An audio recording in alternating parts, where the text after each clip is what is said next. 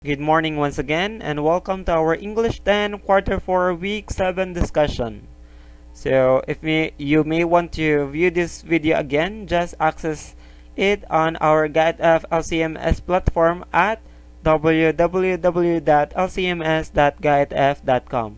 So, this is Aljabuhian, your English 8 subject teacher. For this week, we will be talking about or discussing about parts of the research report. And before that, let us identify our objectives for this lesson. So at the end of the lesson, you are expected to compose a research report on a relevant social issue. So identify the parts of research report, give the importance of research report in solving relevant social issues, and write a draft of a research report. Research report. So this is a condensed form or a brief description of the research work done by the researcher. So it involves several steps to present the report in the form of thesis or dissertation. It also refers to a completed study that reports an investigation or exploration of a problem, identifies the questions to be addressed, and includes the data collected, analyzed, and interpreted by the researcher. So, in other words, a research report is an information that is being reported or told by the reporter. There are three parts of the research report, namely, writing the introduction, writing the body, and writing the conclusion.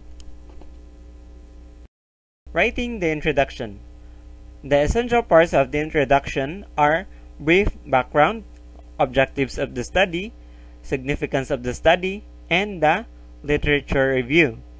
So first, we will be talking about the brief background. So this provides an overview of the scope of the research. So when we talk about the background of the study, this talks about the overview of the scope of the research. Then we have the objectives of the study. So these articulate what you intend to find out or achieve in the study. So some researchers use research questions that they intend to address in the report. Others articulate the objects or objectives of the study.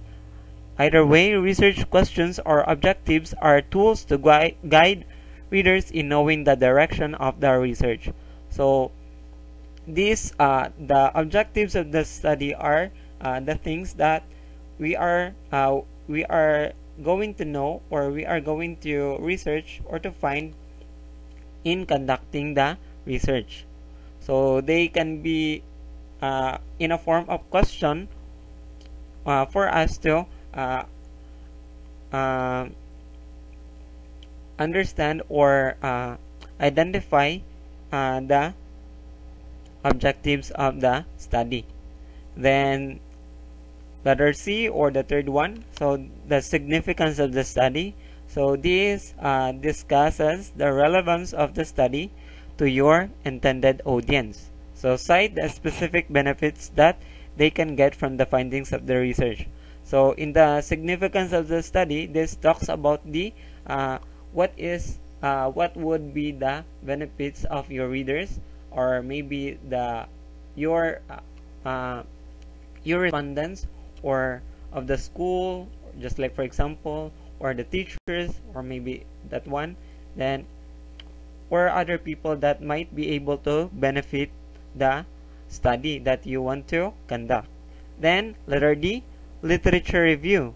So this discusses the previous studies done on the chosen topic. So relate how your research relates to these previous researches. So the introduction serves the purpose of leading the reader from the general subject area to particular field of research. So when we talk about literature review, so these are studies done on the chosen topic. So they are related to the topic that you are going to conduct or research on. The next is writing the body. So the body of the research report contains the substantial amount of information that needs to be clearly and accurately presented and analyzed. The data that will be presented in this section are meant to address the research questions or objectives. So in presenting the gathered information, you can use pie charts, graphs, or tables. Then note that you must introduce each illustration appropriately, followed by an adequate discussion of the data presented. Moreover, you need to use related studies to support or refute the findings. So you can do this by incorporating the notes, summary, quote, paraphrase. So just like for example, so this is that you have gathered in the rewriting phase. So also introduce and explain the direction, quotation, paraphrase, or summary that you have incorporated in the discussions. So remember to cite your sources using the recommended system of the documentation to avoid plagiarism. So plagiarism occurs when ideas, information, and even pictures are used without proper acknowledgement of the original sources. So that's all about the writing the body. And lastly, writing the conclusion. So the conclusion is important in bringing home the highlights of the research paper. So a well-written conclusion allows reader to take on a new perspective about the thesis. So moreover, it provides readers with recommendations that can be explored concerning the topic. So when giving a conclusion, we need to highlight the research paper. So this could include a recommendation that the reader will be able to explore concerning with the topic that we have conducted. Recommendations means addressing limitations and suggesting how they might be overcome in future work or researches. So the basic structure of a typical research paper is the sequence of introduction, methods, results, and discussion. So sometimes abbreviated as IMRAD. So this is how we conduct, or this is the steps on how we conduct our research paper.